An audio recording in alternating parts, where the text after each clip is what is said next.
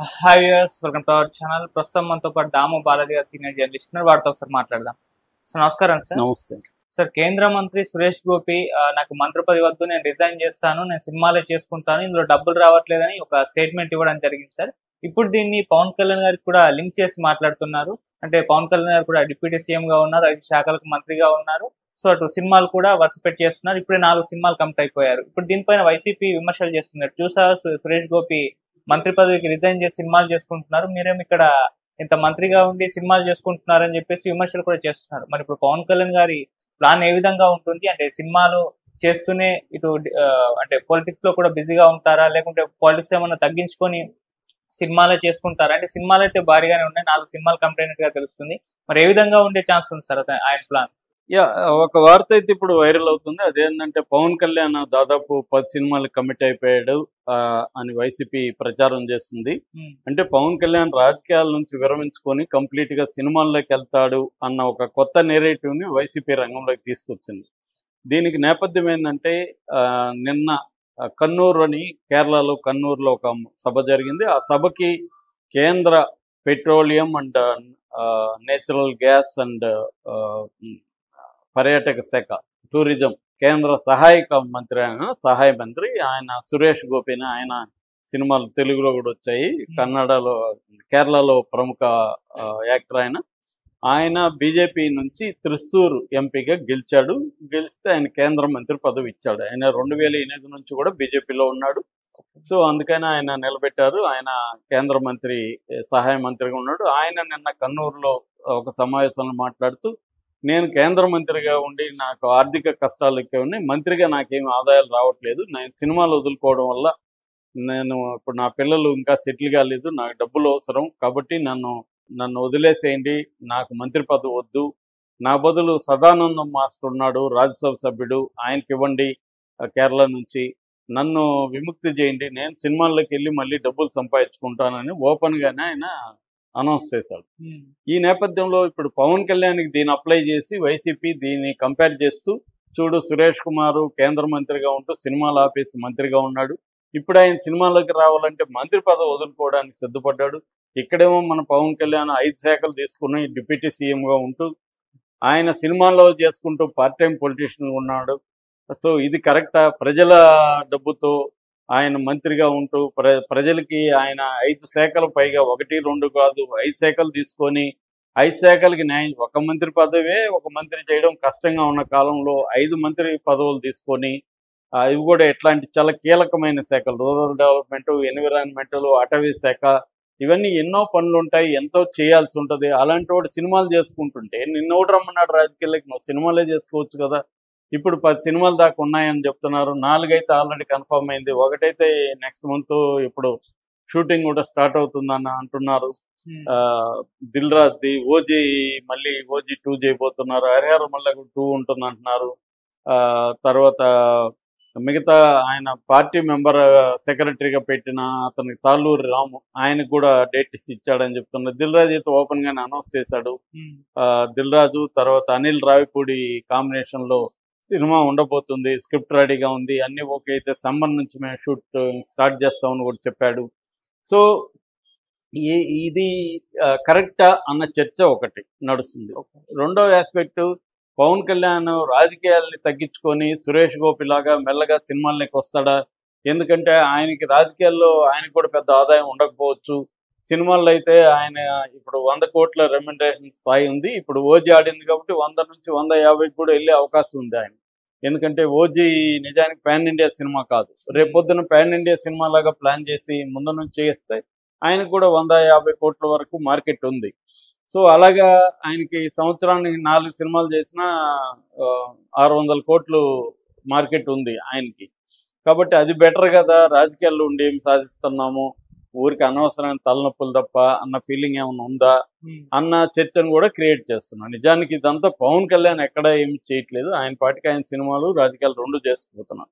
Pawan Kalyan plan ఏంటంటే సినిమాల వల్ల డబ్బులు వస్తాయి, సినిమాల వల్ల అభిమానులు యాక్టివ్గా ఉంటారు, పెరుగుతారు, ఇంకా యూత్ కూడా సినిమాలో తనకి జనరల్గానే ఎక్కువ మంది టీనేజ్ పిల్లలు చిన్నపిల్లలు ఎక్కువ మంది తన ఫ్యాన్ బేస్ కాబట్టి వాళ్ళు ఎదుగ కొద్దీ ఓటర్ బేస్ ఎదుగుతూ ఉంటుంది ఆయనకి.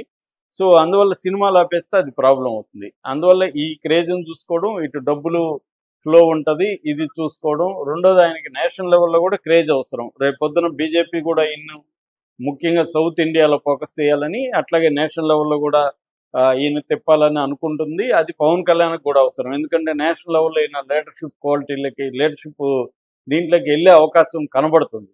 అది సినిమాలు ఆపేస్తే కూడా ఆయనకి కష్టం అవుతుంది. సినిమాలు పాన్ ఇండియా సినిమాలు తీస్తే ఇప్పుడు అల్లు అర్జున్ ఎట్టయితే నేషనల్ స్టార్ అయ్యాడు, రేపు పవన్ కళ్యాణ్ కూడా పాజిబిలిటీ ఉంది. ఒక్క సినిమా, ఒకే ఒక్క కరెక్ట్ సినిమా పడితే నేషనల్ లెవెల్లో ఆయన పాపులర్ అయిపోతాడు. సో అందువల్ల పవన్ కళ్యాణ్ ఏంటంటే రాజకీయాల్లో ఉన్నంత మాత్రం సినిమాలను మనం ఆపేస్తే మనకి ఇవన్నీ పోతుంది, ఈ సపోర్ట్ సిస్టమ్ పోతుంది అనేది పవన్ కళ్యాణ్కి ఉన్నది. రెండోది ఈ పొత్తు ఉంటుందా లేదో తెలియదు. నెక్స్ట్ ఒకవేళ పొత్తు లేకుండా సింగిల్గా గెలిస్తే తను ఖచ్చితంగా ఆయన నిలవలేడు. సింగిల్గా కాకపోతే బీజేపీతో కలిసి చేసినా కూడా వాళ్ళిద్దరి పర్సెంటేజ్ 10% దాటదు, ఆయనకు ఓట్లు రావు. ఇప్పుడంటే ఆయన తెలుగుదేశంలో ఉన్నారు కాబట్టి మీడియా సపోర్ట్ ఉంది. రేపొద్దున మీడియా కూడా తెలుగుదేశంలో కూడా ఆయన నెగిటివ్ అయిపోతారు, మీడియా సపోర్ట్ ఉండదు. ఈ కండిషన్లో మళ్ళీ ఆయన రాజకీయాల్లో ఉంటే నిలదొక్కోలేని పరిస్థితి, ఇటు డబ్బులు ఫ్లో అయిపోతుంది. అప్పుడు మళ్ళీ సినిమాలు చేయడం కష్టం. ఎందుకంటే పవన్ కళ్యాణ్ చాలా విషయాల్లో చిరంజీవి దగ్గర నుంచి నేర్చుకున్నాడు. అంటే ఏది చేయాలి, ఏది చేయకూడదు అనేది చిరంజీవి దగ్గర నుంచి ఆయన నేర్చుకున్నాడు. చిరంజీవికి మొహమాటం మనకు ఉండొద్దు, చిరంజీవి డైనమిక్గా లేడు, మనం డైనమిక్గా ఉండాలి, చిరంజీవి సినిమాలు ఆపేస్తాడు, మనం ఆపకూడదు. ఇలాగా చిరంజీవి ఏమేమి చేసి ఫెయిల్ అయ్యాడో అవన్నీ మనం చేయకూడదు, మెత్తగ్గా ఉండకూడదు, సినిమా రాజకీయాల్లో అటాకింగ్ మోడ్లో ఉండాలి, అగ్రెసివ్గా ఉండాలి.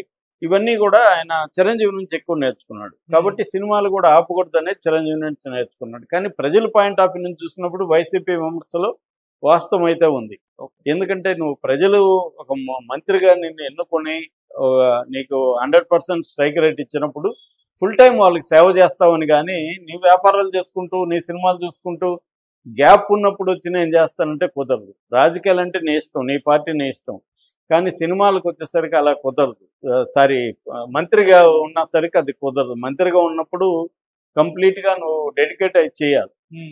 అందుకనే గతంలో కూడా ఆయన బాబు మోహన్ ఒక ఇంటర్వ్యూలో చెప్పాడు, నేను మంత్రిగా ఉన్నప్పుడు సినిమాలు ఎందుకు ఆపేస్తారు సార్ అంటే, చంద్రబాబు తిట్టాడు ఒకరోజు, నువ్వు సినిమాలు చేస్తే సినిమాలో పోయి చేసుకోవా, నీకు ఎమ్మెల్యేగా ఎందుకు ఉంటావు అన్నాడు.